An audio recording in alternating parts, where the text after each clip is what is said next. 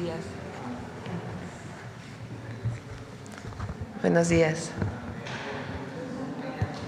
El día de hoy nos acompaña el secretario de Seguridad y Protección Ciudadana, Omar García Harfuch. Siéntese, por favor. El secretario de Hacienda, Edgar Amador Zamora. La procuradora fiscal, Grisel Galeano García.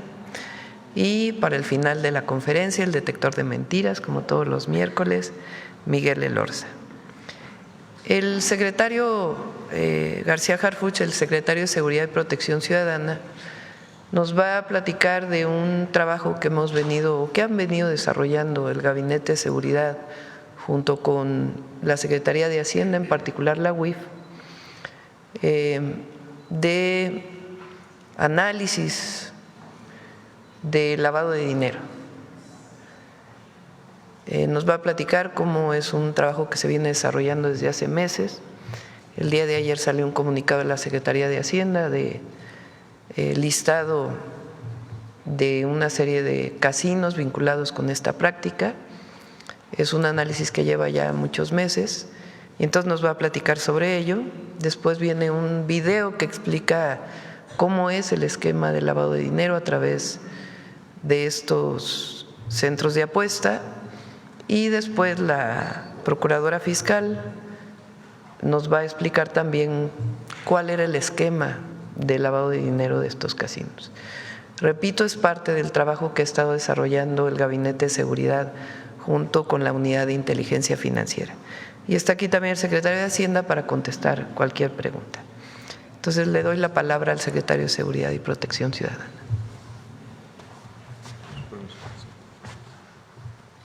Muy buenos días. Con su permiso, presidenta.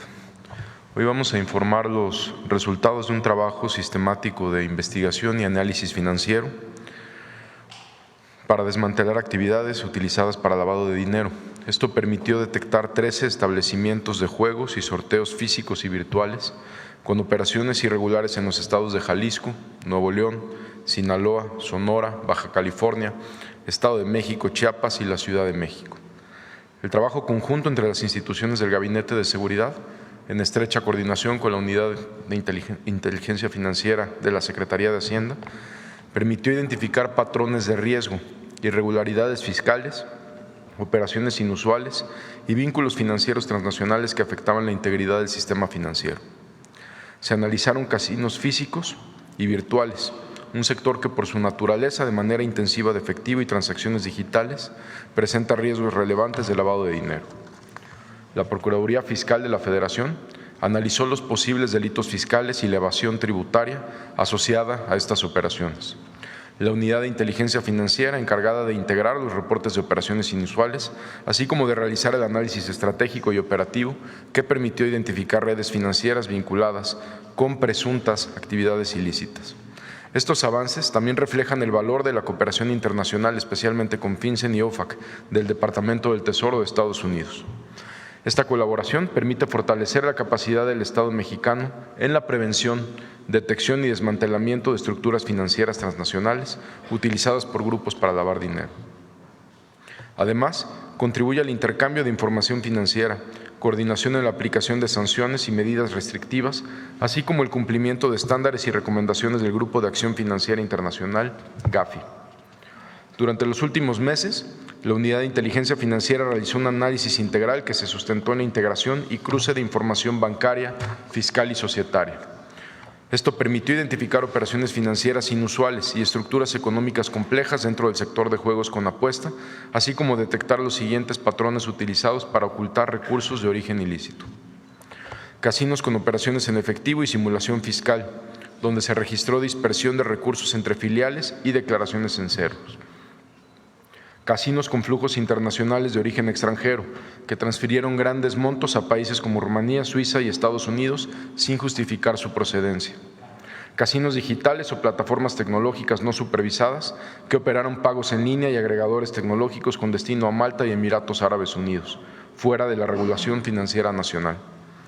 Es importante mencionar que este trabajo se desarrolló bajo un enfoque basado en riesgos, siguiendo los estándares del GAFI en materia de prevención y combate al lavado de dinero. Derivado de estos hallazgos, se impulsaron acciones conjuntas.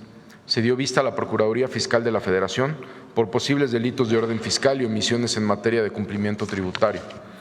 Presentación de denuncias ante la Fiscalía General de la República por operaciones con recursos de procedencia ilícita y delitos conexos. Suspensión temporal de actividades en establecimientos físicos que incumplían las disposiciones legales, bloqueo de páginas electrónicas de casinos virtuales, bloqueo de cuentas bancarias vinculadas a operaciones irregulares. A partir de estos hallazgos, inicia una nueva etapa de prevención. La Unidad de Inteligencia Financiera, junto con las dependencias aquí presentes, desarrollarán mecanismos de detección temprana, modelos predictivos basados en inteligencia artificial y nuevas tipologías sectoriales para identificar conductas inusuales antes de que generen un daño al sistema financiero. Con estas acciones avanzamos de la reacción a la anticipación y de la sanción a la prevención inteligente. Solo mediante un enfoque coordinado, analítico y prospectivo, garantizaremos que este sector económico opere bajo los más altos estándares de integridad y transparencia. Muchas gracias.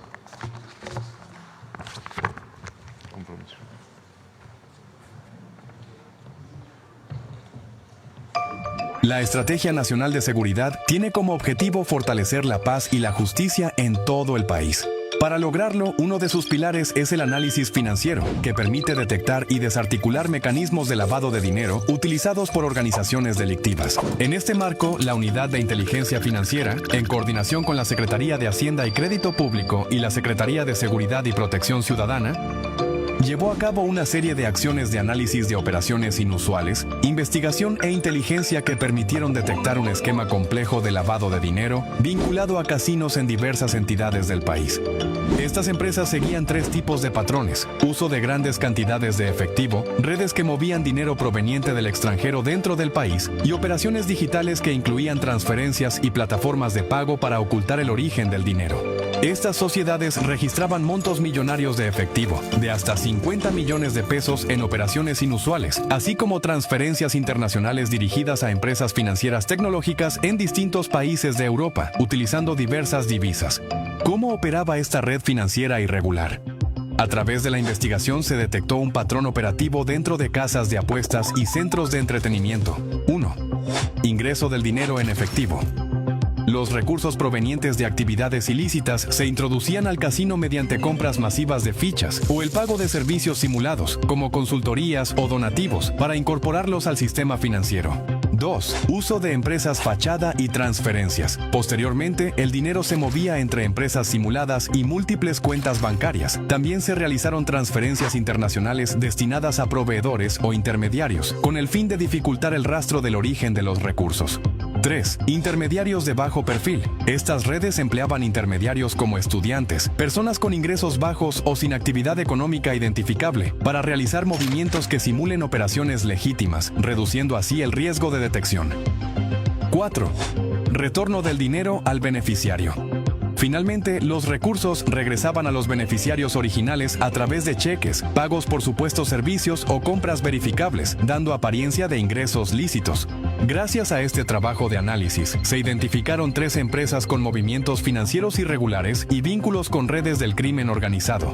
Identificar, detener y castigar estas acciones contribuye a la construcción de una paz duradera, porque debilitan el poder financiero de los grupos criminales y limitan su capacidad para adquirir armas, corromper autoridades o financiar la violencia. Seguiremos actuando con firmeza, inteligencia y coordinación para fortalecer la paz y la justicia y proteger el sistema financiero mexicano.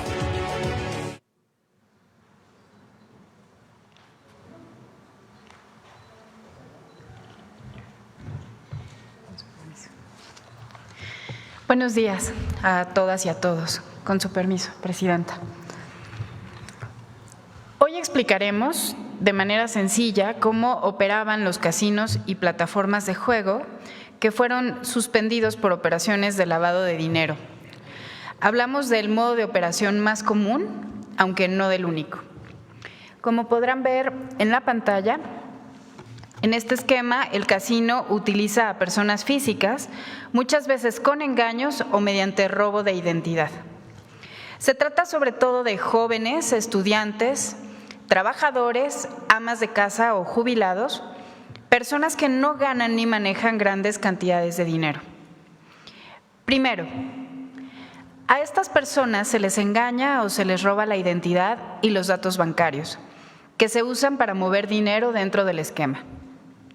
Segundo, por medios electrónicos se les envían tarjetas prepagadas o códigos premiados con dinero de procedencia desconocida, que pueden usarse en casinos físicos o en línea.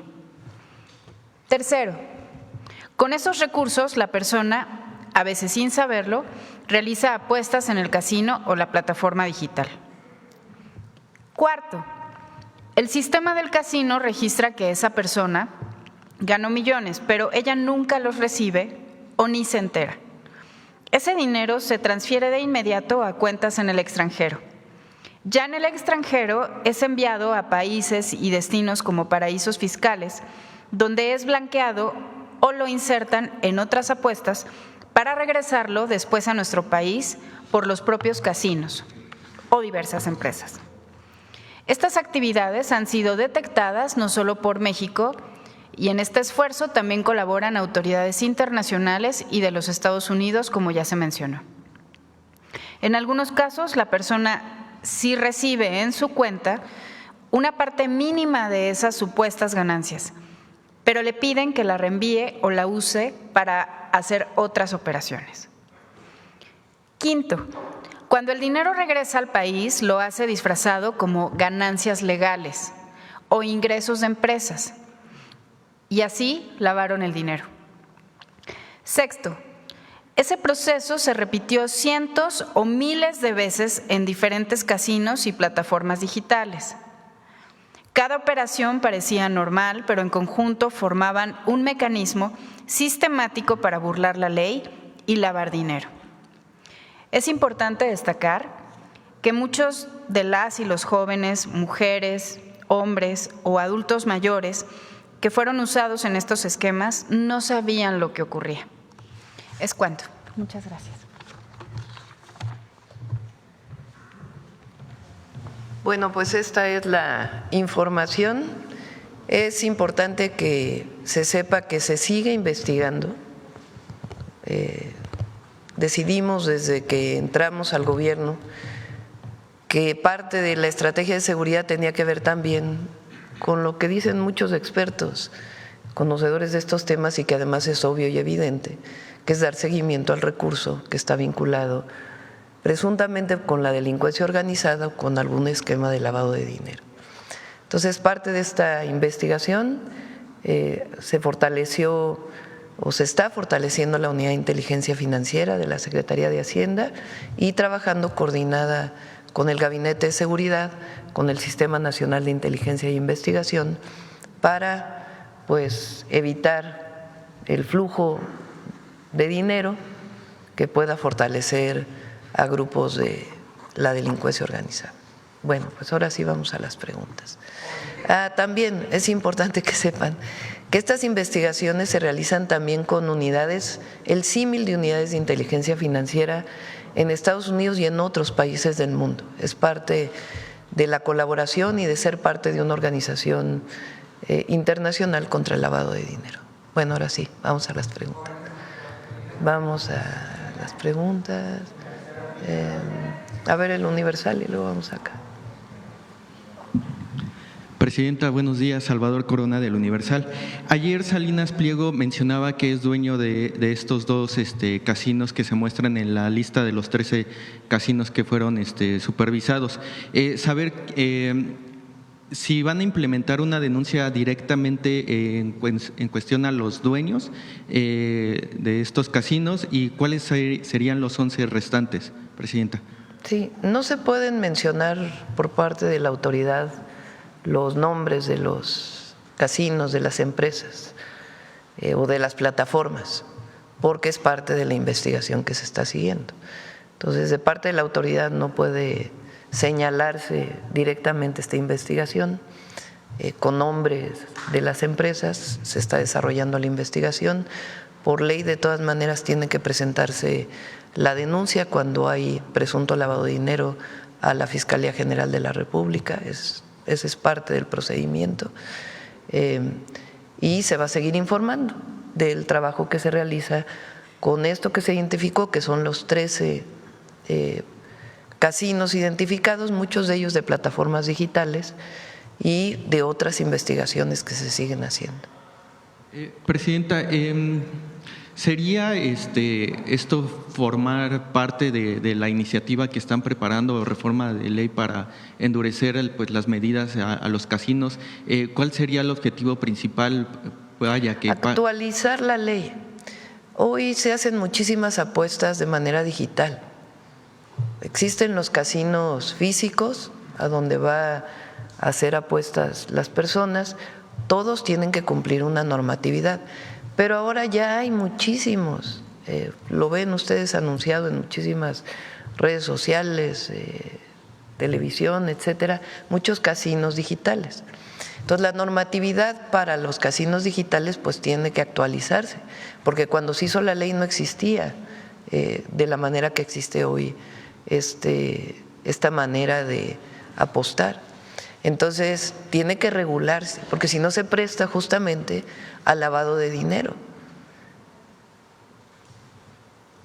Presidenta, o al secretario, si nos podría comentar si ustedes están viendo un riesgo de que de este modus operandi pues esté involucrado el crimen organizado de alguna manera para pues sí, lavar el dinero, o qué organizaciones están involucradas en este tema. Vaya.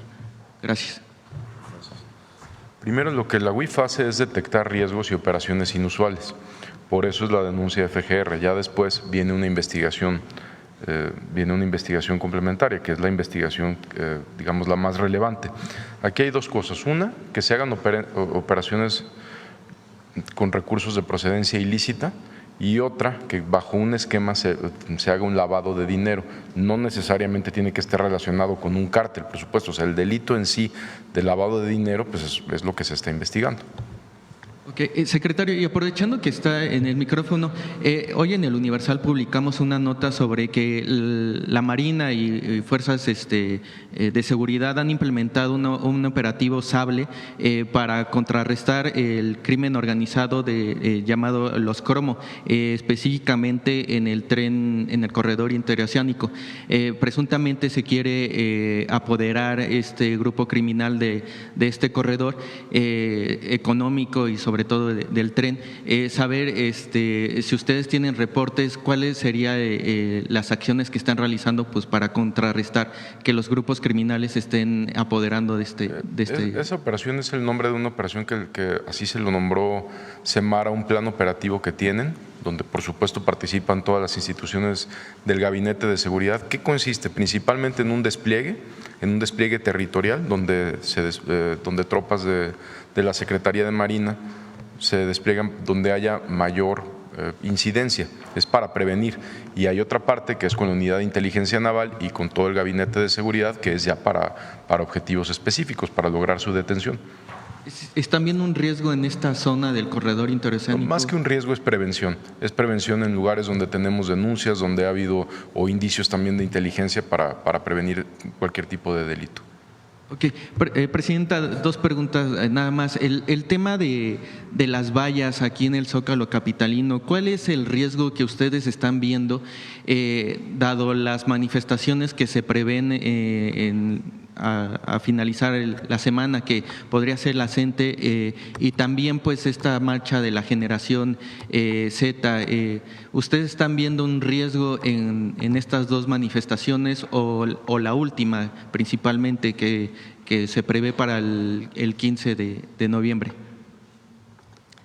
El jueves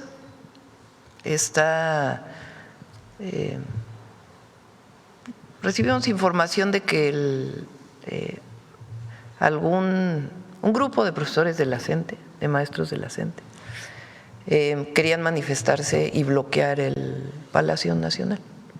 Ustedes vivieron la última vez que eso ocurrió. Golpearon reporteros, en fin, hubo pues acciones violentas que a lo mejor no eran de los maestros, sino de algunos provocadores, pero pues lo que buscamos es evitar eso. Segundo, también recientemente vieron estos bloques negros que no necesariamente son de las manifestaciones, sino que se insertan en las manifestaciones y utilizan, utilizan distintos artefactos para quemar. Entonces, nosotros tenemos una responsabilidad de cuidar el Palacio Nacional. Es un monumento histórico, es un símbolo de nuestro país, y para evitar que haya un bloque de este tipo que utiliza la violencia frente a la policía, para proteger incluso a la propia policía, que en la última manifestación resultó con elementos quemados, que cuando hace varios años, cuando hubo una manifestación también supuestamente de mujeres, digo supuestamente porque en realidad era un grupito que utilizaba artefactos con fuego y que prácticamente quemó a 2 policías mujeres, afectando su salud. Afortunadamente no sobrevivieron, pero nosotros no queremos que haya violencia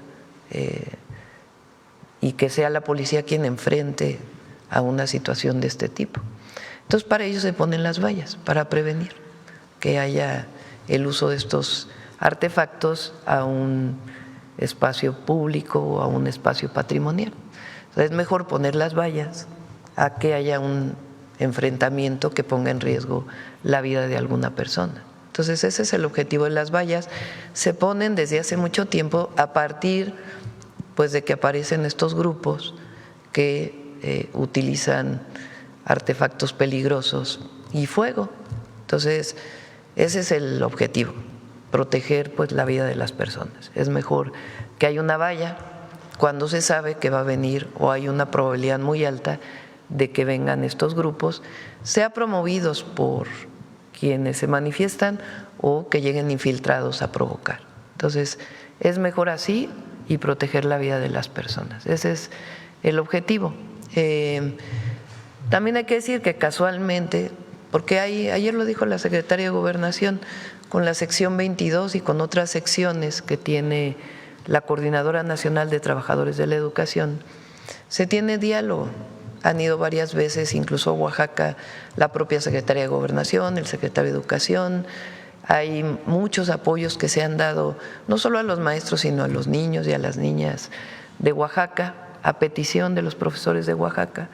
Entonces, no vemos qué necesidad hay de venir a Palacio Nacional. No tiene que ver con que no hay diálogo, están abiertas las puertas, se va a Oaxaca incluso a trabajar con ellos. Entonces, no vemos por qué ahora resulta que 2 días antes que se está llamando una manifestación, casualmente se van a manifestar. O sea, parece como que son muy radicales, pero en realidad se juntan con la derecha, porque hay que decir también que la marcha, pues ya no, vamos, no sé si hoy o mañana, vamos a hacer un análisis de cómo es que se ha ido convocando esta manifestación. Primero, nosotros creemos en la libertad de manifestación, en la libertad de reunión, en la libertad de expresión. Y quien se quiera manifestar tiene todo el derecho de hacerlo libremente. El asunto aquí, pues es que hay unos cuantos mayores de edad que no necesariamente son de esta generación, que están convocando a la manifestación y que realmente o utilizaron la convocatoria o la promovieron desde el principio. Entonces, repito, los jóvenes tienen derecho a manifestarse en nuestro país y además siempre hemos creído en los jóvenes de México, pero aquí ya se convirtió pues en una manifestación de la oposición, ¿no? Ya la asumieron ellos. Entonces, también hay que decirlo en términos de la manifestación, también tienen derecho todos a manifestarse, no es… nadie está en contra de las manifestaciones, somos un país libre, hay libertad de expresión, de reunión, de movilización, pero sí es importante que se conozca quiénes están convocando a esta movilización y las vallas, repito, pues son para proteger la vida de las personas. Presidenta, digamos que el riesgo que ustedes están viendo es con la CENTE, no con la manifestación del sábado. Con cualquier provocación que pueda haber relacionada ya sea con este llamado que está haciendo algunos, porque no es la CENTE, algunos profesores de la coordinadora, que ustedes vieron lo que pasó en la última vez. Aquí se mencionó la agresión que vivieron muchos de ustedes y nosotros pues queremos proteger en este caso. Entonces, cualquier infiltración que pueda haber de estos grupos que usan acciones violentas, que queman lugares, pues es mejor no poner a la policía a enfrentar de manera directa, contener de manera directa, porque se pone en riesgo la vida de los que están haciendo esto y la vida de los policías. Entonces hay una responsabilidad en cuidar siempre, no solo la protección del Palacio Nacional y otros monumentos históricos, sino sobre todo la vida de las personas. Presidenta, finalmente, en el tema de la revocación de mandato, usted en su discurso del 1 de octubre, no recuerdo si en el Zócalo o en la Cámara de Diputados, ya mencionaba que en el 2027 pues, sería usted quien se sometería a la revocación de mandato. Presidenta, ¿no pone a desventaja en cuestión de pues a los diversos candidatos que podría haber en las boletas, de la oposición? Por eso es su inconformidad de que usted aparezca en la boleta para poder ser revocada o no. Entonces, ¿no pone en desventaja a esos candidatos que estarían dispuestos a concursar a un cargo? Pues el tema es que usted es la cabeza del Poder Ejecutivo y estaría en otros candidatos de Morena, pues en la boleta, ¿no? ¿Pero por qué desventaja? Pues el tema es que ellos están criticando, la oposición, por eso es la inconformidad de que usted aparezca en la boleta. Pues ellos tendrían que explicar por qué estarían en desventaja, ¿no? Porque nosotros no vemos. La revocación de mandato, lo vuelvo a platicar, es un logro del pueblo de México y fue propuesta por el presidente López Obrador. Ayer lo comenté, cuando gobernó la Ciudad de México se hicieron encuestas o llamadas a través de teléfono, esquemas de revocación de mandato en donde se llamaba por teléfono, no fue voto directo en urnas, y la población tenía el derecho de llamar por teléfono para ver si estaba de acuerdo con el entonces jefe de gobierno o no, si quería que continuara o no. Entonces, la revocación de mandato fue una propuesta de nuestro movimiento. ¿Por qué? Pues porque hay veces que duran 6 años presidentes y la gente ya no tiene el apoyo popular. Entonces, ¿para qué seguir con una situación así si ya no hay apoyo? Entonces, la revocación de mandato es un logro del pueblo de México para garantizar pues la decisión del pueblo frente a sus gobernantes. Eso ya está en la Constitución, ya es parte de la Constitución. Recientemente se ha puesto como si no existiera la revocación de mandato, como si fuera algo nuevo. No, existe en la Constitución y fue en el periodo del presidente López Obrador que se propuso en la Constitución. Él planteó en su momento que la revocación de mandato se hiciera en el 21, pero no estuvo de acuerdo la oposición, no había mayoría calificada del movimiento y entonces puso al siguiente año. Así fue. Entonces, yo lo planteé que fuera en el 27, los diputados recientemente plantearon que más allá de la reforma electoral que se va a proponer, que hubiera una iniciativa para ponerlo en el 27. Yo lo que dije es bueno que haya debate sobre esto, que no se apruebe en 2 días, sino que haya un debate, como lo que planteas. A ver, ¿por qué la oposición dice que va a estar en desventaja? ¿No? Dicen que ya cada vez hay menos apoyo popular a la presidenta. Entonces, ¿por qué va a haber desventaja? Pues es que en el fondo saben que nuestro movimiento tiene un enorme apoyo popular. Entonces, tiene que ver con una decisión también de que el mismo recurso que se va a usar para la elección intermedia, pues se use para la revocación de mandato y no el siguiente año tengan que volverse a poner casillas, urnas. Recuerden que la revocación de mandato puso una tercera parte de las casillas para no utilizar tantos recursos en el 2022, cuando se hizo la revocación del presidente López Obrador. Entonces ahora se está planteando que antes, o sea, que lo primero que se apruebe es cambiar la revocación al 21. ¿Qué dije yo? Pues no lo aprobemos de inmediato, que se abra la discusión, que se discuta, que la gente sepa por qué se planteó la revocación de mandato y por qué se está planteando para el 21, que se conozca y que no sea una aprobación rápida, sino que permita una discusión amplia de por qué es importante la revocación de mandato. Nunca antes había habido revocación de mandato. La primera vez fue con el presidente López Obrador. Entonces ese es el planteamiento. Okay, gracias, presidenta. Sí. Nada más un tema, nos debe el tema de las farmacéuticas, las empresas, para ver si próximamente nos podría… Sí, ya lo tiene Raquel. Ya no van a poder participar una serie de empresas en la próxima licitación.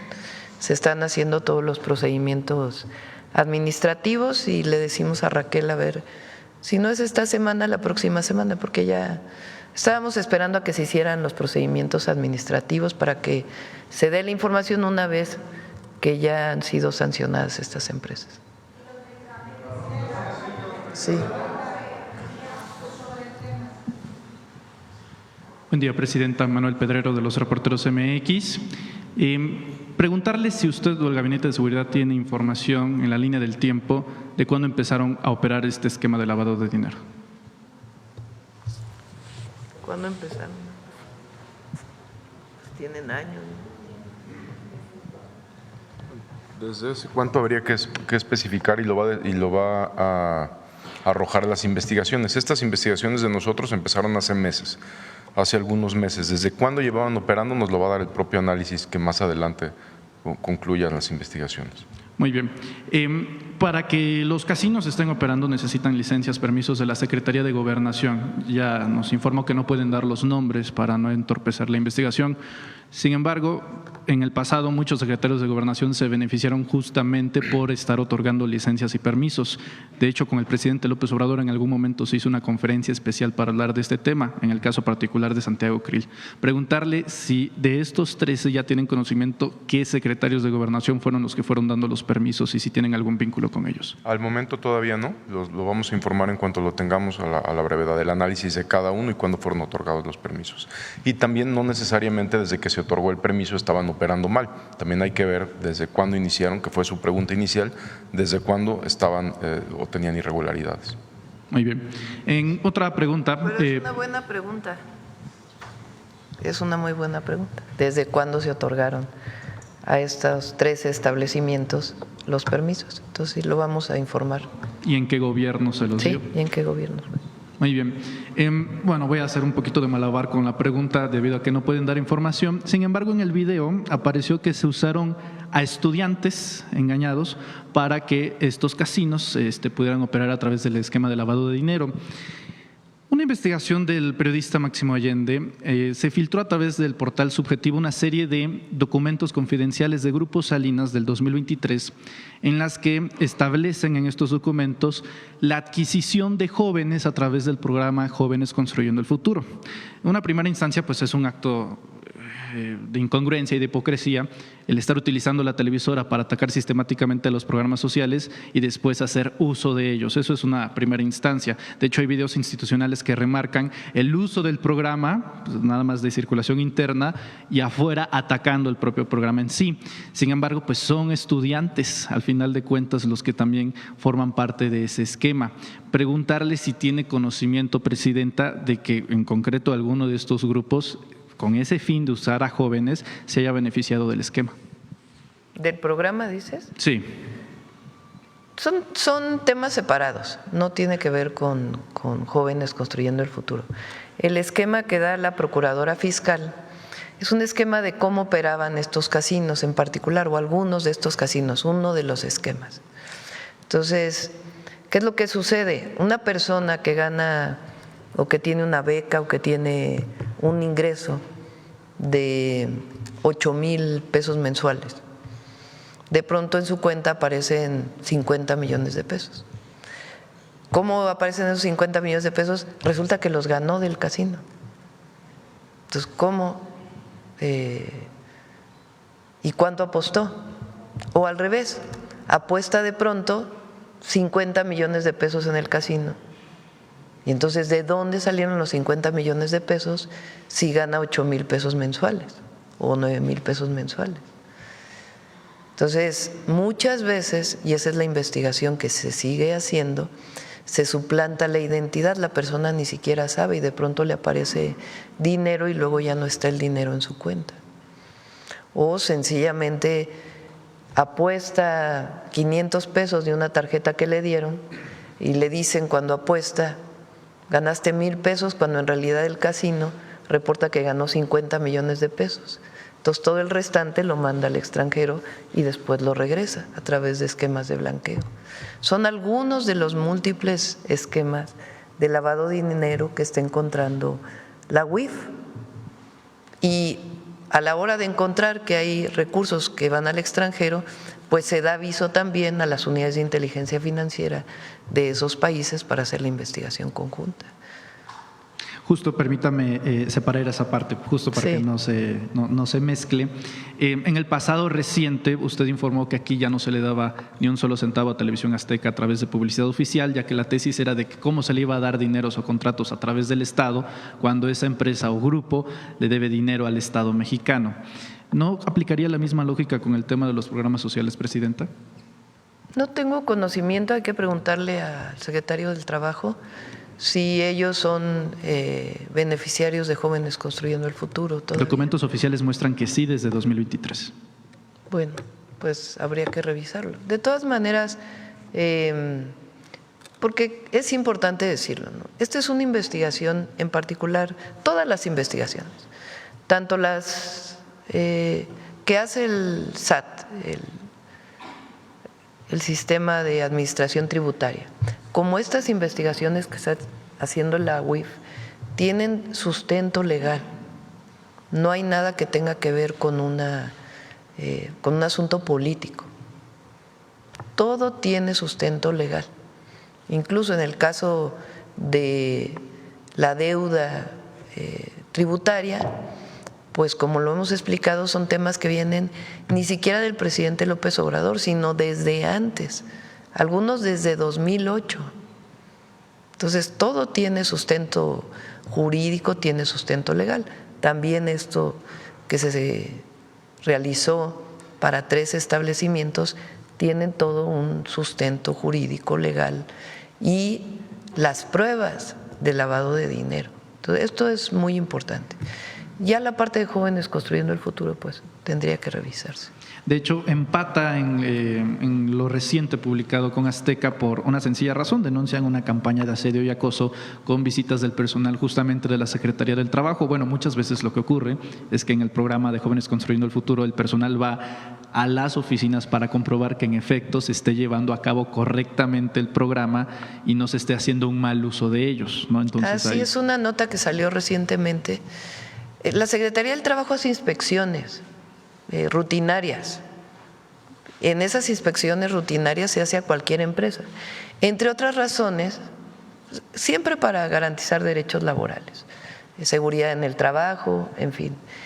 Y hay visitas que tienen que ver también con la revisión de la ley del outsourcing, de que no se esté contratando a las personas ilegalmente a través de otras empresas cuando eso ya no es válido por ley.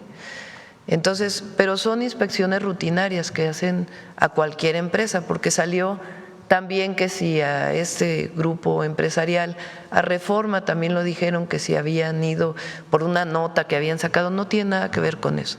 Son inspecciones rutinarias que hace la Secretaría del Trabajo. Muy bien. Cambiando de tema, Presidenta, en un reciente informe de la OCDE se informó que en México el 53%, más del 53% de los mexicanos tiene una alta moderación o una alta confianza en el gobierno mexicano, en el gobierno federal, superando la media de los países registrados en la OCDE. ¿A qué lo considera usted? A ver, creo que por ahí la teníamos, ¿no? Es una encuesta que hace la Organización para la Cooperación y el Desarrollo Económico, en particular para países de América Latina. Y la pregunta es, ¿qué tanta confianza tienen las instituciones públicas, el pueblo? Aquí no hay la parte que tiene que ver con… bueno, sí, le pusieron el neutral, ¿verdad? Entonces, el rojo tiene confianza alta o moderadamente alta, el color rojo. El color guinda o café oscuro es neutral, ni tengo ni no tengo confianza, sino estoy bien con las instituciones. Y el café claro es baja o sin confianza, y el gris es no sabe. Bueno, fíjense nada más, México aparece en el lugar más alto de América Latina. Es una encuesta reciente. Quiere decir que de todos los países de América Latina, al preguntarle a la gente qué tanta confianza tienes en tus instituciones, las y los mexicanos contestaron la más alta confianza con respecto a los otros países. Incluso tomando el neutral es todavía mucho mayor. ¿Qué quiere decir? Que la gente confía en las instituciones que lleva el gobierno de la República, además de las instituciones de las Fuerzas Armadas, la Marina, la Defensa, la Guardia Nacional. Entonces, ahora sí que para los detractores, ahí nomás. No sé si nos pueda compartir información sobre el máximo histórico que registra el IMSS sobre los empleos, Presidenta. Creo que andaba en el orden de los 22.700.000. Ayer salió, a ver también, no sé si lo tienen. Tenemos ahí siempre preparado.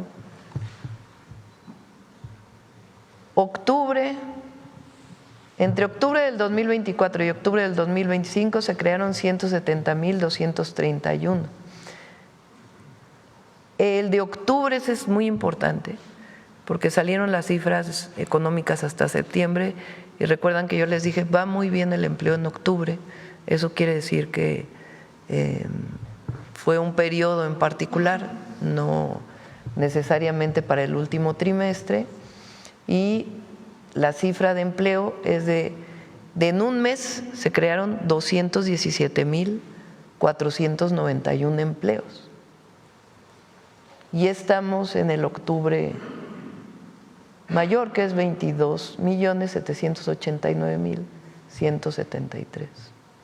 Cifra máxima de toda la historia en cualquier mes. Fíjense, hemos vivido un año complejo por los aranceles, por la situación internacional, y aún así el peso hoy está en 18, abajo de 18.40, 18.29 me dice aquí el secretario de Hacienda, 18 pesos con 29 centavos está el peso, y hay creación de empleos. Quiere decir que vamos bien. ¿A qué lo atribuye, Presidenta? La economía mexicana tiene mucha fortaleza y tiene que ver con el modelo económico. Eso es muy importante. Con un modelo económico que cambió la ecuación de todo el periodo neoliberal, que tiene la máxima de por el bien de todos, primero los pobres.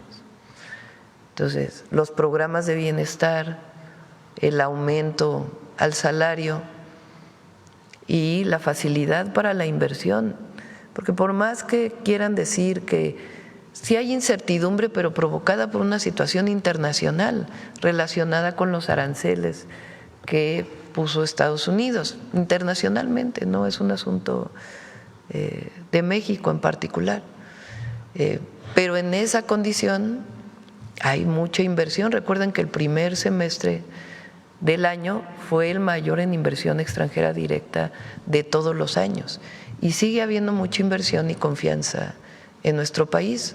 Entonces va a seguir habiendo confianza en México. Hay inversión pública, hay inversión privada, hay inversión social, hay programas de bienestar, hay cada vez mejores condiciones laborales para las y los trabajadores en México, y todo eso pues genera una condición muy buena para la economía, y hay que seguir trabajando porque aquí nunca nos cruzamos de brazos nosotros, trabajamos mañana, tarde y noche por el pueblo de México. Una última pregunta, Presidenta. El día de ayer en Guerrero se desató una fuerte polémica debido a un evento institucional en el que se hacía mención a la memoria de Rubén Figueroa, asesino de Lucio Cabañas. Una batalla que ha librado siempre la 4T ha sido la batalla cultural en torno a la reivindicación de ciertos personajes, pero también la condena de otros para la memoria histórica. El asunto es que se hace desde la institucionalidad, como si el gobierno federal festejase a Gustavo Díaz Ordaz. Bueno, en el mismo orden de ideas en el estado de Guerrero pasa una situación similar. ¿Sí tiene alguna reflexión al respecto, Presidenta? Pregunté por qué había sido, y dicen que está en los días cívicos de Guerrero. Y pues sí, se conmemora a los héroes, a las heroínas, ¿no? Entonces creo que sí tiene que revisar Guerrero si está en los días cívicos a esta persona, porque fue una persona que se caracterizó por la represión al pueblo de Guerrero, entre otras cosas. Entonces sí es importante que el Congreso de Guerrero revise sus días cívicos. Gracias, Presidente.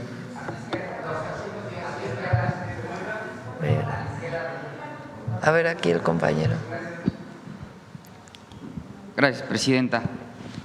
Bueno, primero le quisiera preguntar un tema del Mundial, con motivo de la presentación que se hizo el pasado lunes. Tuvimos la oportunidad de entrevistar al presidente de la Comisión de Turismo en el Senado, Eugenio Segura, y nos decía que Cancún, el aeropuerto de Cancún, es el único aeropuerto que tiene acceso a las 16 sedes, vuelos directos de las 16 sedes de los partidos hacia Cancún. Pero no solo eso, es la posibilidad de que quien visite a México con motivo del Mundial en esa región del país, pues se interne dentro de la región maya y dentro de la península. Saber si hay algún plan de cara al Mundial para que quienes lleguen a la IFA o lleguen al aeropuerto de la Ciudad de México, pues no solo vayan a los estadios, sino vayan a visitar Teotihuacán o vayan a comer barbacoa Hidalgo. ¿Hay algún plan, Presidenta? Sí, hay rutas turísticas vinculadas con la llegada de turistas al Mundial.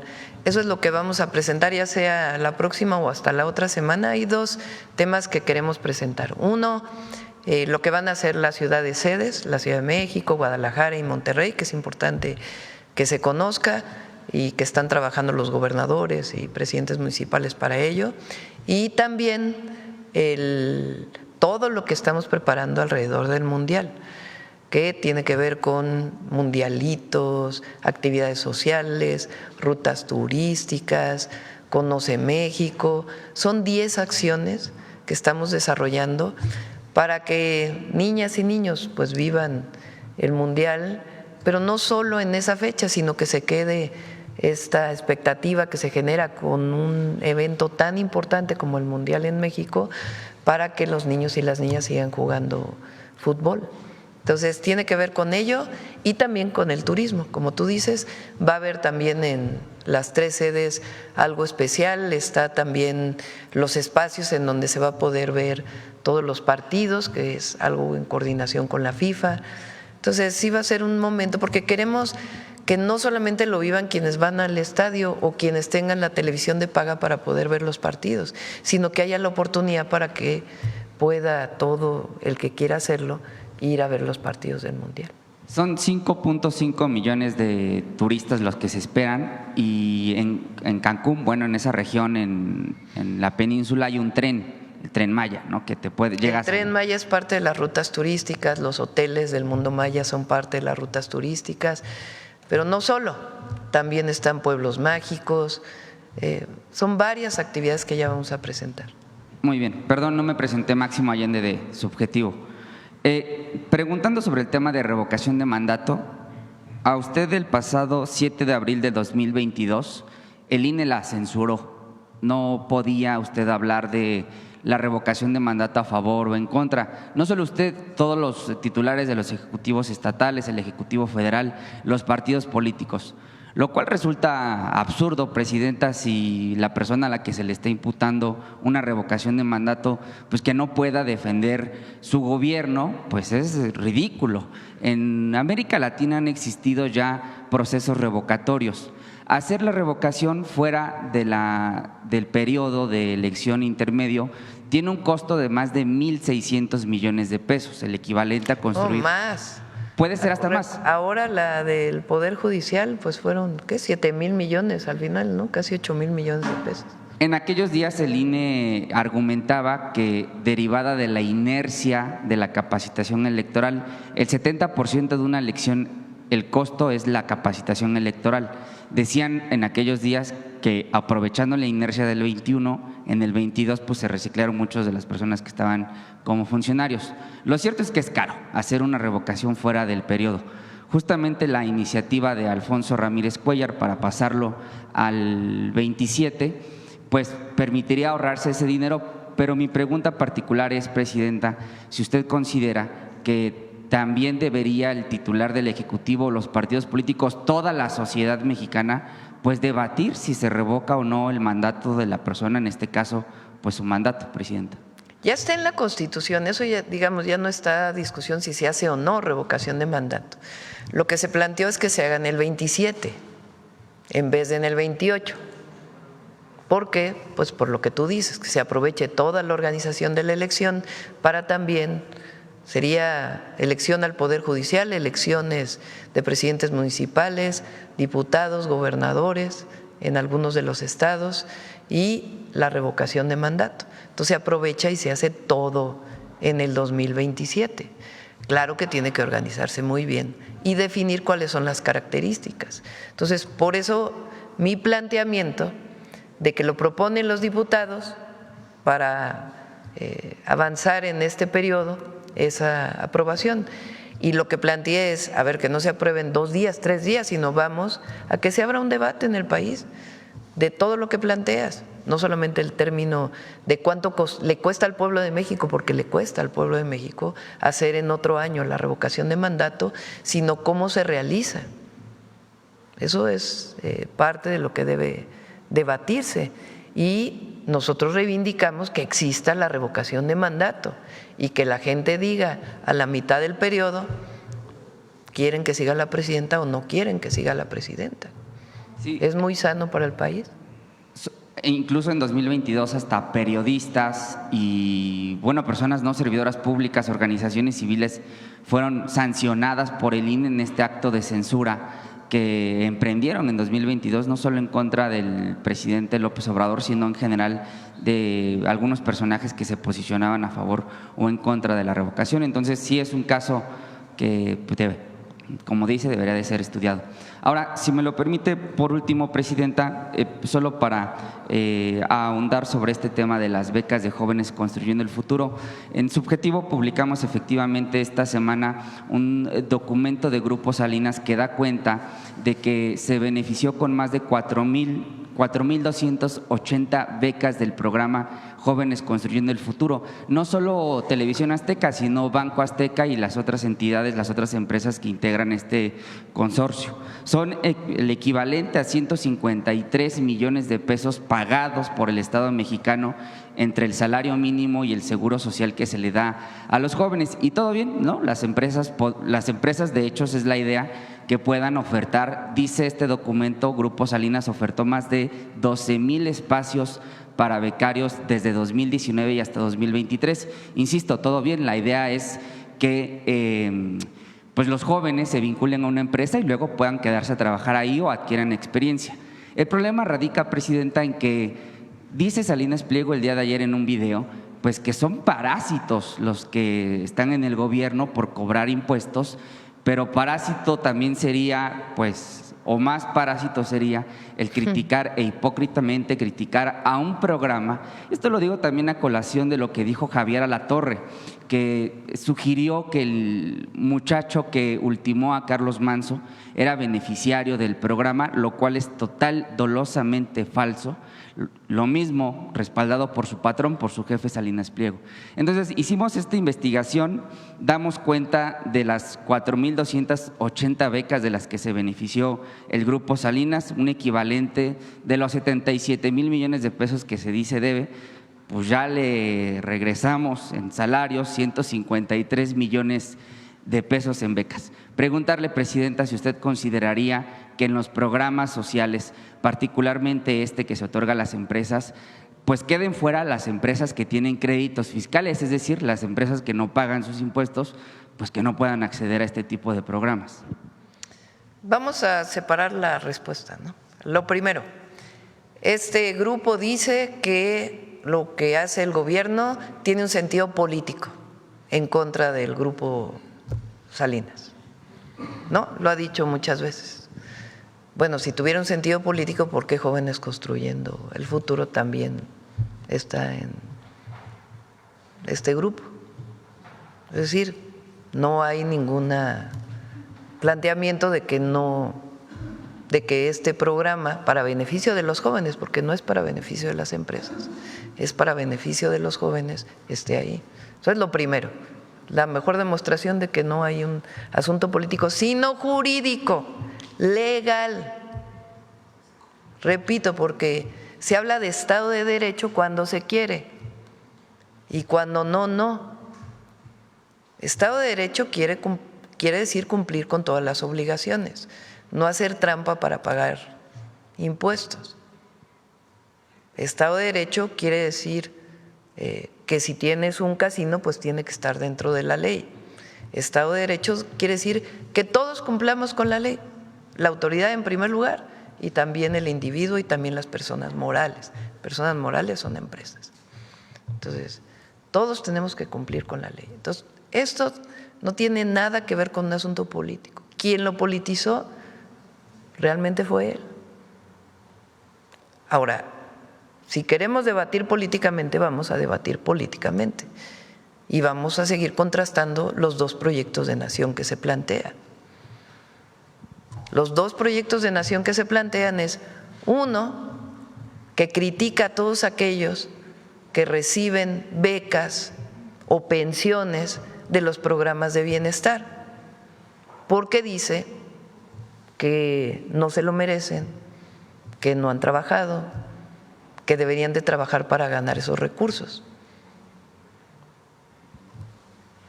Esa visión, que es en realidad de todos aquellos que políticamente están en contra nuestra y en contra de lo que representamos, que no quieren los programas de bienestar. No les parece que el pueblo de México tenga derecho a los programas de bienestar. Ellos piensan que el adulto mayor que recibe una pensión es un flojo.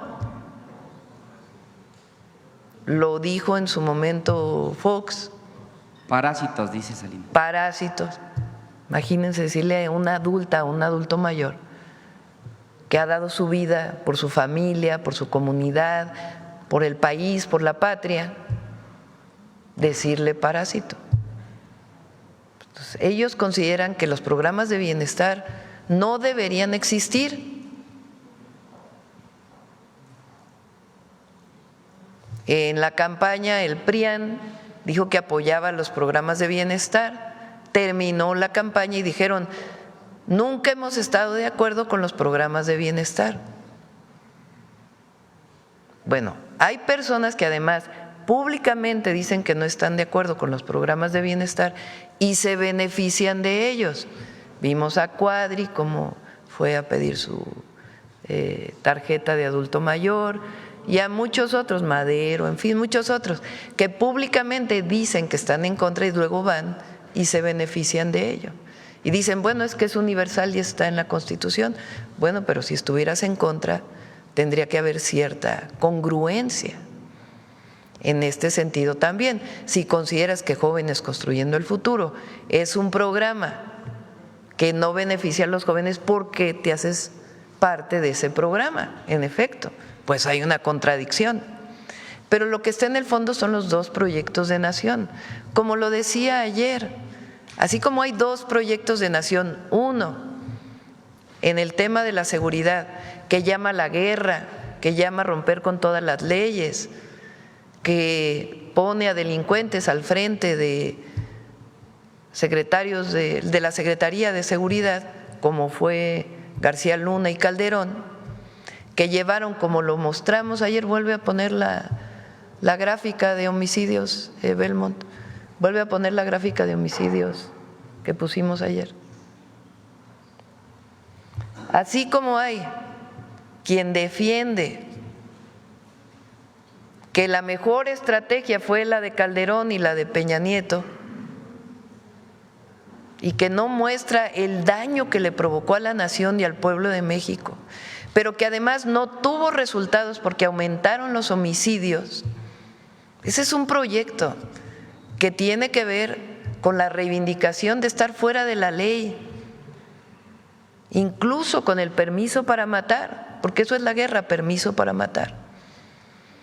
Una persona que declara la guerra contra el narco pone al frente de esa guerra a un personaje que se beneficia del narco,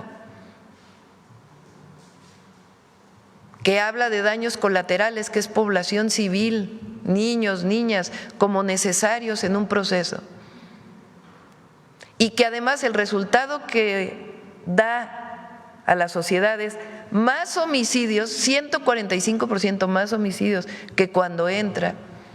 Y luego Peña, que sigue prácticamente la misma estrategia, nada más que ya sin García Luna, pero con la idea de que no importa, fuera de la ley se puede ultimar a una persona así, sin un juicio, con enfrentamientos, que provocó un incremento adicional en los homicidios.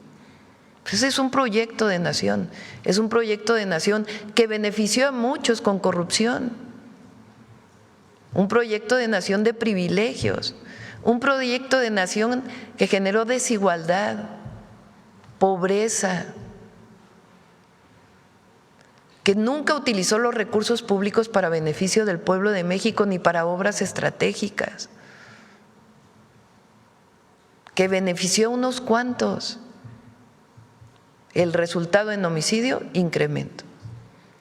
El pueblo de México decide en 2018 cambiar. Elige al presidente López Obrador y cambia el modelo de desarrollo, el modelo de atención a las causas, el apoyo a la gente, se crean los programas de bienestar, aumenta el salario, disminuye la pobreza en 13.5 millones de personas, pero además comienzan a disminuir los homicidios. Cuando entramos nosotros decimos, vamos a continuar con la cuarta transformación, porque ha dado resultados. Porque disminuyó la pobreza, la desigualdad, porque aumentó la inversión extranjera directa, porque el peso está bien, porque hay una economía sólida, que hay que seguir trabajando porque todavía necesitamos trabajar todos los días para un mejor país.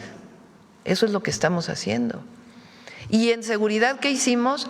Fortalecimos la inteligencia y la investigación y las detenciones, y fortalecimos también la atención a las causas. Y el resultado es una disminución mayor de los homicidios. Bueno, de la misma manera, ¿por qué el peso está en 18.30? ¿Por qué se crean empleos, aún con la situación internacional que vive el mundo? Pues porque hay confianza en el gobierno de todos los sectores. Claro, hay detractores. Qué bueno, para eso es la democracia. Pero lo que estamos debatiendo son dos proyectos de nación. Uno, regresar al pasado de corrupción, de privilegios, o más inclusive para mayores beneficios, para unos cuantos, para una absoluta minoría, o seguir trabajando por el bien de los pobres, de los que menos tienen, y demostrando que si apoyamos al que se quedó atrás, si le damos la mano al que se quedó atrás, entonces las cosas van a ir mejor para todos y para todas, incluso en seguridad. Esa es la diferencia. 2 proyectos de nación. Ahora, hay mucha hipocresía. O también, a mí, yo no sé ustedes si leyeron el artículo de Diego Fernández de Ceballos, pero es tremendo. Bueno, nada más, ¿cómo se llama? El artículo de Fernández de Ceballos. Léanlo, para que vean hasta dónde llega esta mentalidad.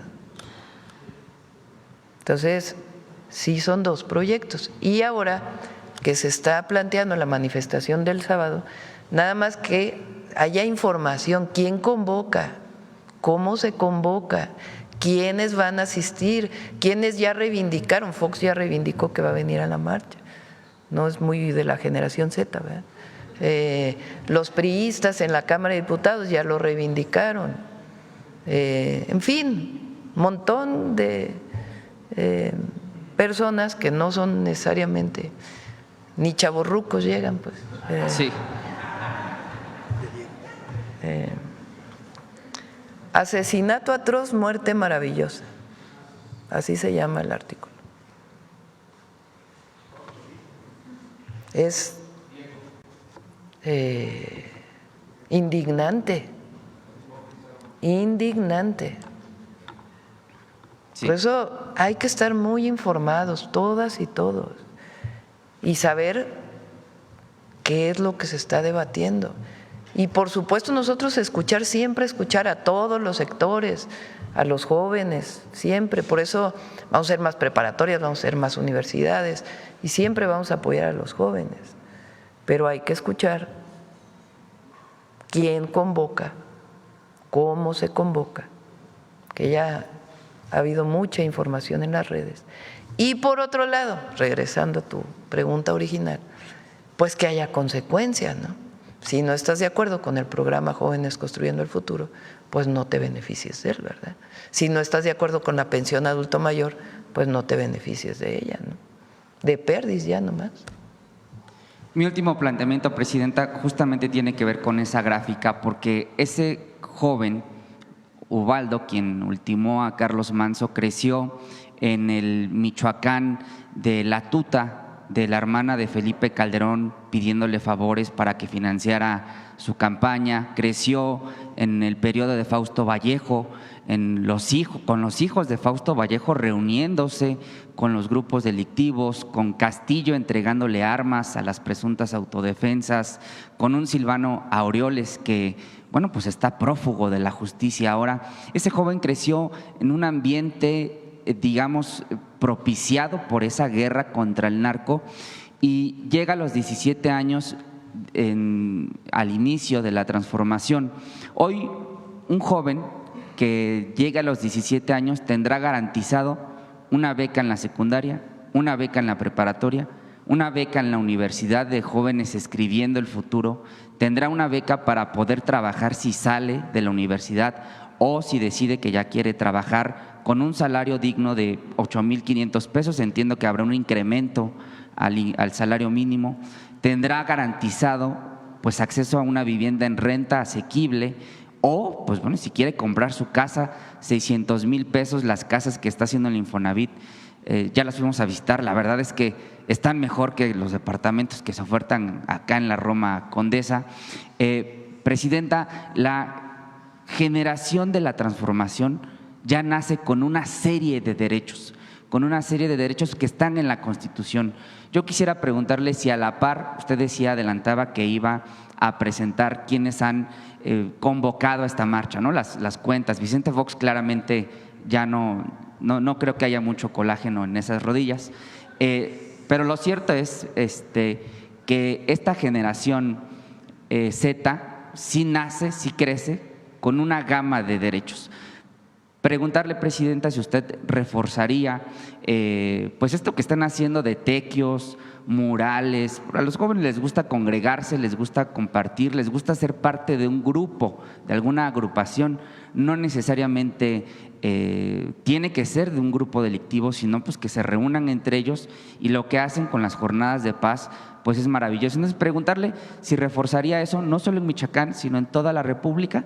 Y por otro lado, preguntarle también si a la par de la información que pueda dar de la generación, de la presunta generación Z, pudiera usted compartirnos, hacer un informe del Gabinete de Jóvenes, pues de qué derechos, qué becas, qué accesos, qué beneficios, ahora, pues no sé si beneficios, derechos es la palabra, se tienen para los jóvenes que están desde la secundaria, y en algunas entidades como Ciudad de México, desde la cuna se llama el programa, desde que naces tienes el respaldo del Estado mexicano.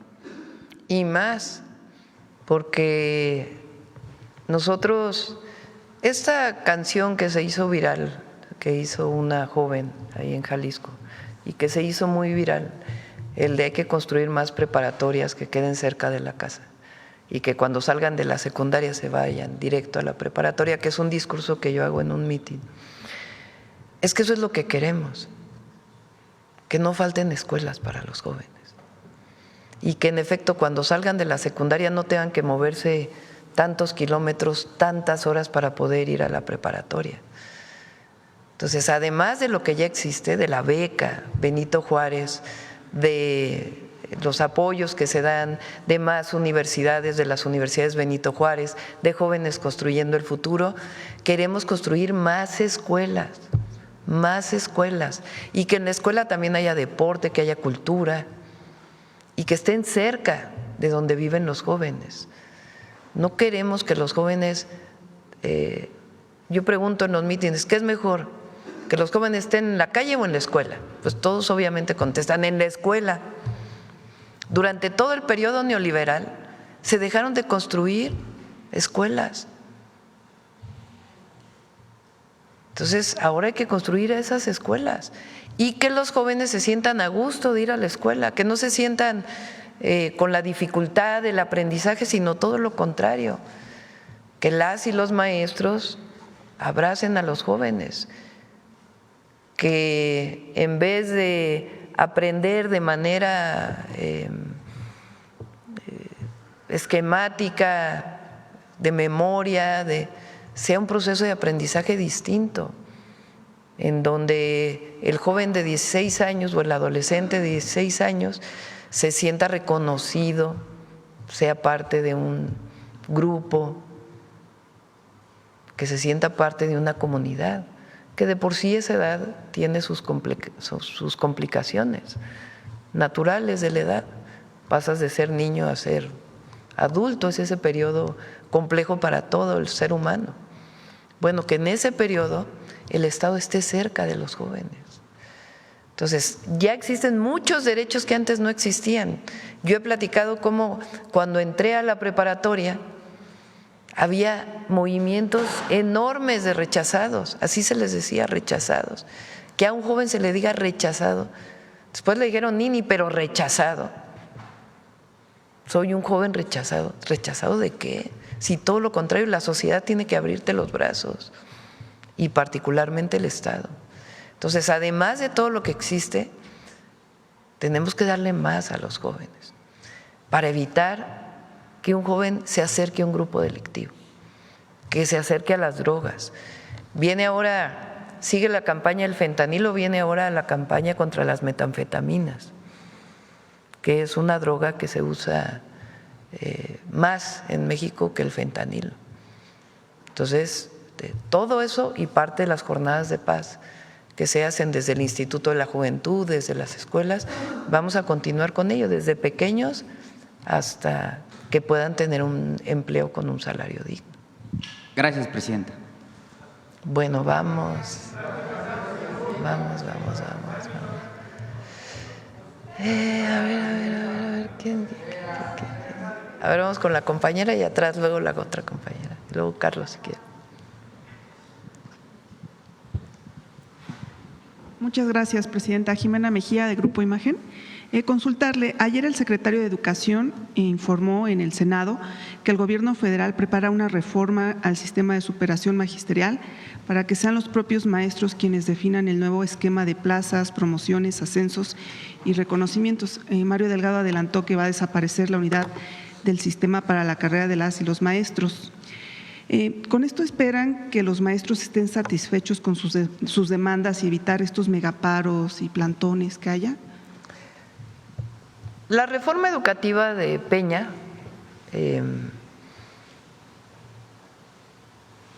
planteaba que modificó por completo la carrera magisterial y era completamente punitiva. Y nunca se consultó a los maestros realmente, vino de fuera.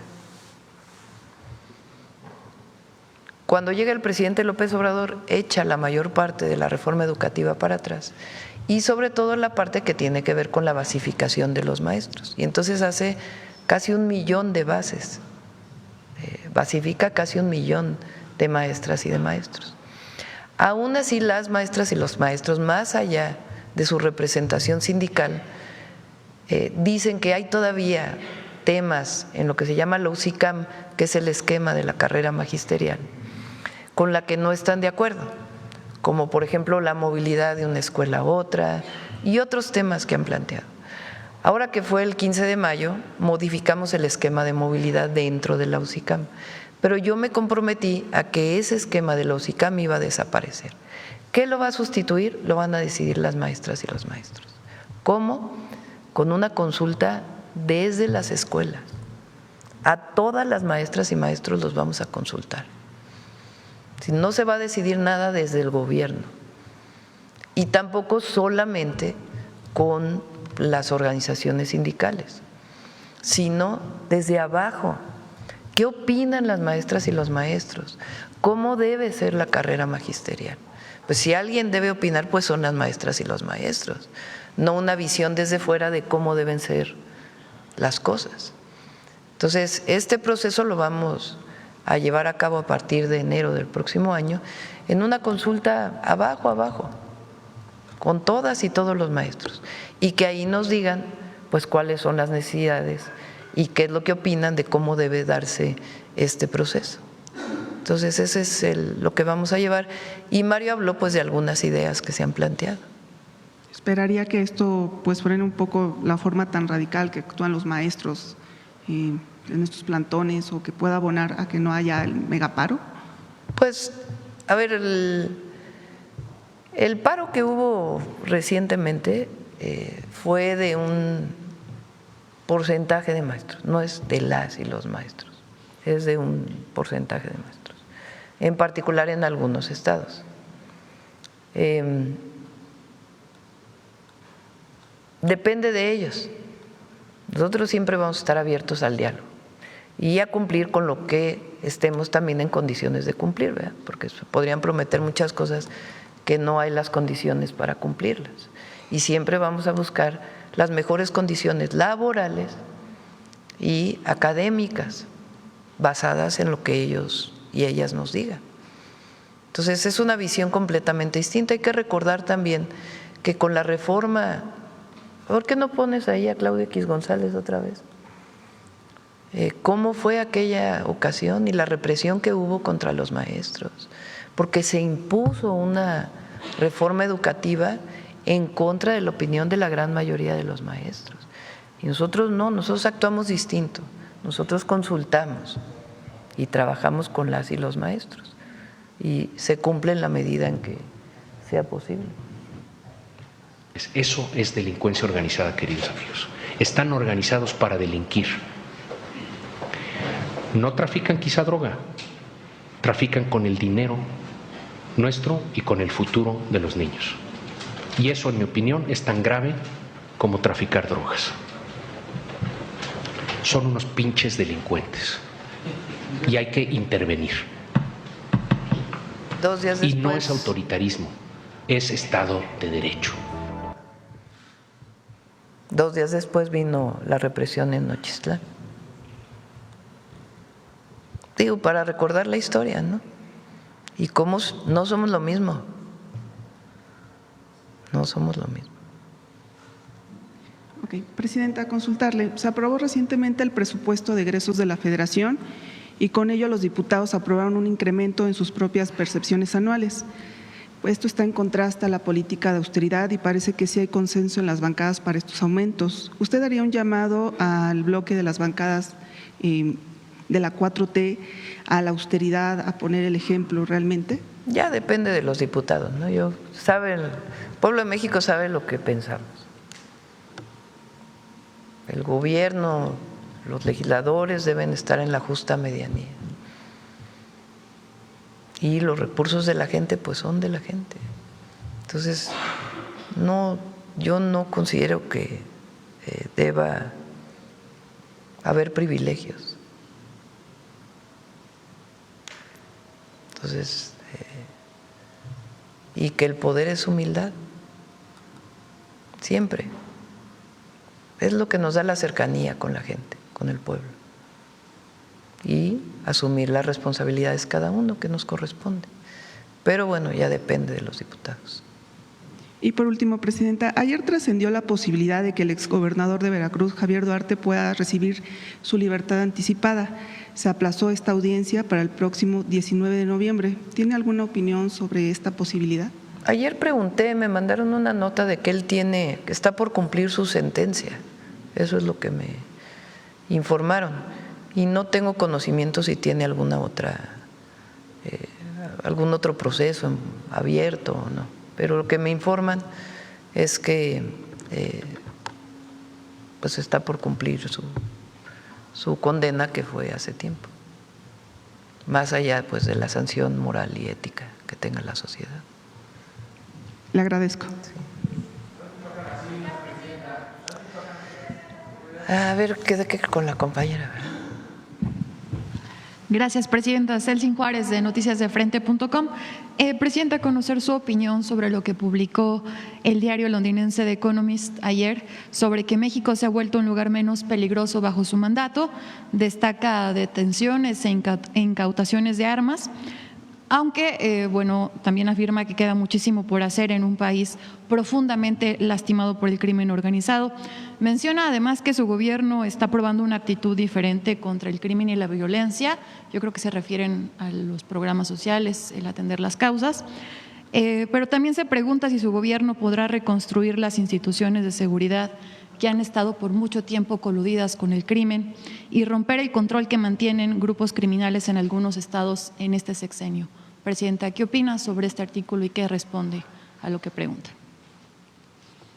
La Guardia Nacional es una institución que se está consolidando, pues distinto a lo que era la Policía Federal. Es una institución nueva que forma el presidente López Obrador y que tiene que consolidarse. Es una gran institución, tiene mucho reconocimiento del pueblo de México y tiene que irse mejorando siempre, pero es una institución de seguridad pública, la Guardia Nacional. Ahora estamos creando dentro de la Secretaría de Seguridad y Protección Ciudadana pues una formación de lo que son agentes de investigación que estén vinculados con el Sistema Nacional de Inteligencia e Investigación. Eso no existía antes. Y la idea es que además ha dado resultados, que la inteligencia y la investigación se fortalezca vinculado con un esquema jurídico que además permita operar a las policías estatales, a la Guardia Nacional y en su momento, si es necesario también, como lo es en algunos estados de la República, a las Fuerzas Armadas dentro de un marco institucional. Entonces, no solo es el fortalecimiento de la estrategia de atención a las causas y disminución de la impunidad, sino la consolidación de instituciones públicas que garanticen en el largo plazo. Ahora, la mejor garantía pues es que haya personas honestas también al frente, ¿verdad? Y que no haya colusión, y eso depende pues del pueblo de México también. Por eso decimos que son proyectos distintos. Gracias, Presidenta. También preguntarle si además de blindar el Estado, de cuidar a la población, de sellarlo, como ayer lo mencionaba el general secretario, las Fuerzas Armadas tienen como objetivo a algunas detenciones de ciertos líderes del crimen organizado. La pregunta porque ayer se publicaron algunas notas donde se afirmaba que van con el objetivo de ciertas capturas. No sé si usted me puede responder o el secretario. Omar, en el plan Michoacán. Sobre si vamos por objetivos claros. Sí. Sí, por supuesto, sí hay líderes, algunos que cuentan con órdenes de aprehensión, otros que están en proceso de obtenerse estas órdenes de aprehensión. Lo primero en una estrategia o plan como el de Michoacán en materia de seguridad es identificar quiénes son los generadores de violencia. Eso se hizo previamente en el Gabinete de Seguridad. Hay algunas detenciones que se han realizado y sí tenemos definido a quién hay que detener. ¿Nos podría decir, informar de quiénes se trata, secretario? Bueno, hay algunas que por obvias razones pues no valdría la pena, es como alertarlos, ¿no? Pero, pues, bien, gracias. Presidenta, a propósito de lo que mencionó hace un momento, le respondió un compañero, también preguntarle su postura y su opinión ante estos dichos del expresidente Vicente Fox, que afirmó en un video que en esta lucha de la oposición por sacar a Morena del poder, Carlos Manzo ya hizo la mitad. Así lo mencionó, así tal cual, como si un asesinato pues cobarde era lo que hubieran estado esperando para de esta manera atacar al gobierno, y que la otra mitad, así también lo refiere en su video, pues ya le corresponde a la oposición. ¿Qué opinión tiene de estas declaraciones de un expresidente que además se difunde en sus redes sociales? Bueno, a mí me parece terrible. Es como el artículo de Diego Fernández de Ceballos. Y sí vale la pena, porque nosotros hablamos de que nosotros somos humanistas, por encima de todo. Y esta visión es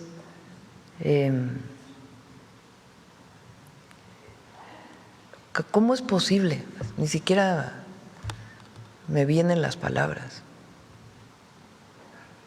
¿Cómo es posible que hablen de un homicidio de esa manera?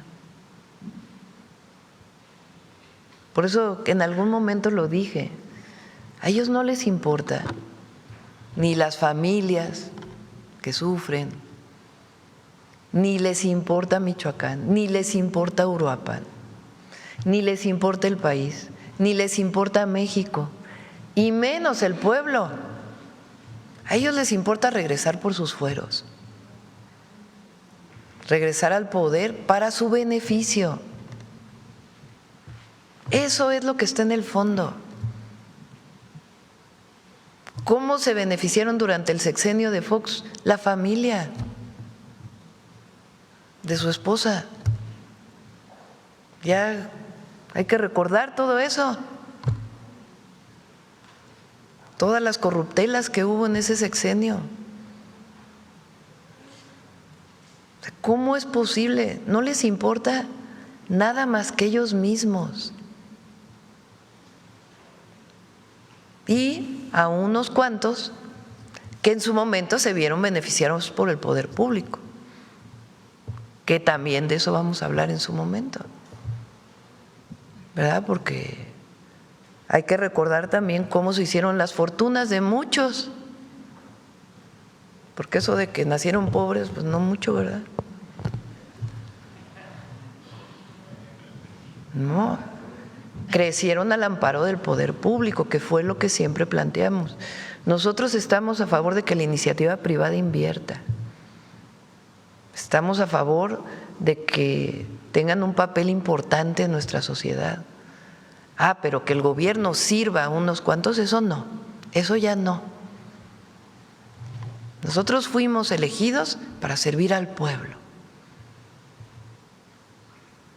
para beneficio del pueblo.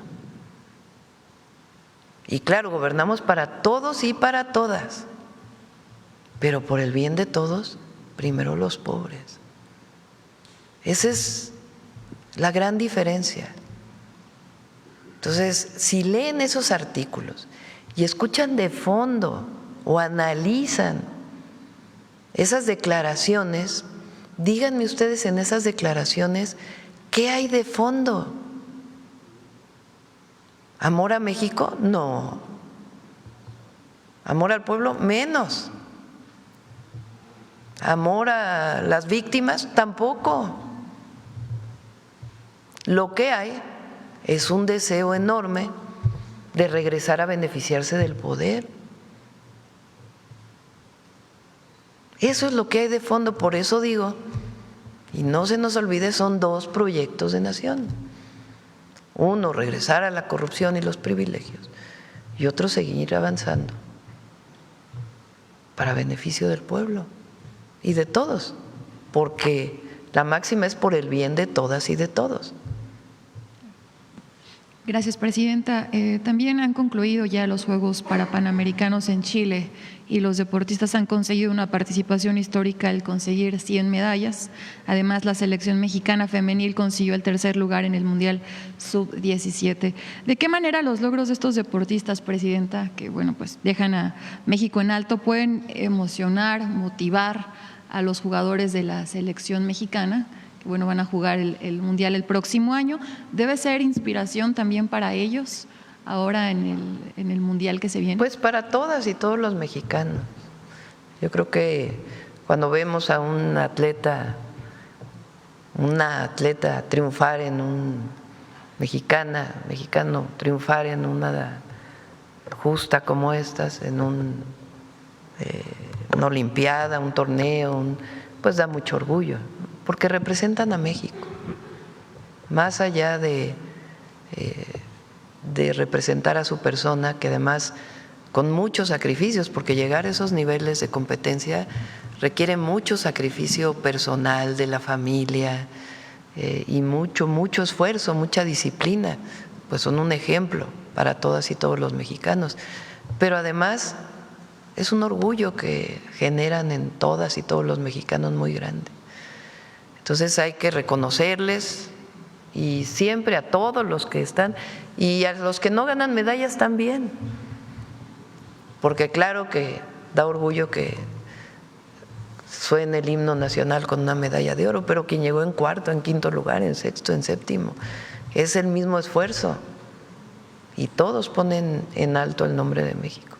Entonces nuestras felicitaciones y sí, pues también la mejor de las suertes a la selección y también siempre pensar en el país, siempre. Presidenta, ya por último, también, bueno, pues aquí se lo compartió una compañera la semana pasada. Hay una petición por parte de alumnos y docentes de la Universidad Pedagógica Nacional, y es que desde hace más de un sexenio carecen de una renovación en su rectoría. La actual titular está ausente, pues de la vida académica, se han quejado mucho los alumnos y docentes por eso. No han respondido a su pliego petitorio. Buscan los alumnos y docentes manifestarse aquí a las afueras de Palacio Nacional.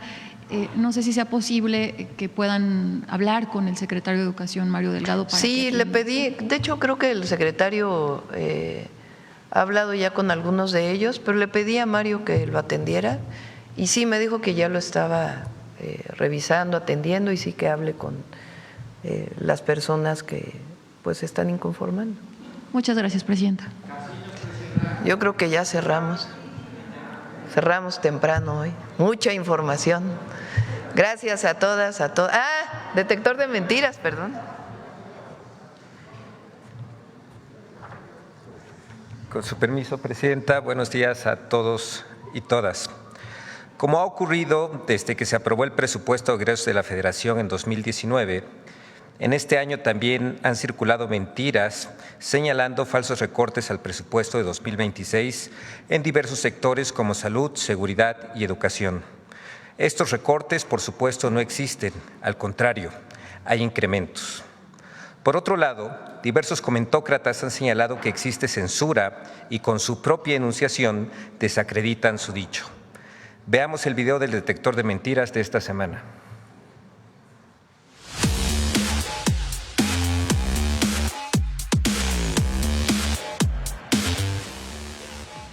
Falsos recortes presupuestales para 2026 en los rubros de educación, salud y seguridad. La ficticia censura a medios de comunicación son algunas de las noticias falsas que el detector de mentiras localizó esta semana. 1.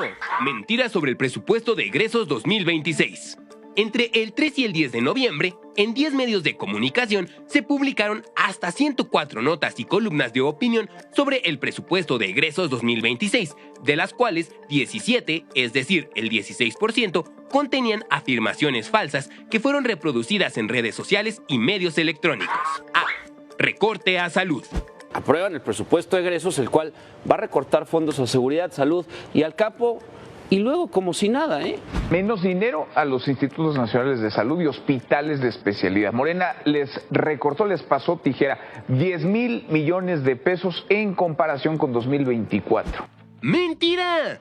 Según datos de la Cámara de Diputados, el presupuesto de egresos 2026 contempla para la salud un total de 965.662 millones de pesos, un incremento en términos nominales de 84.203.2 millones de pesos, es decir, 5.8% mayor en términos reales con respecto al presupuesto de 2025.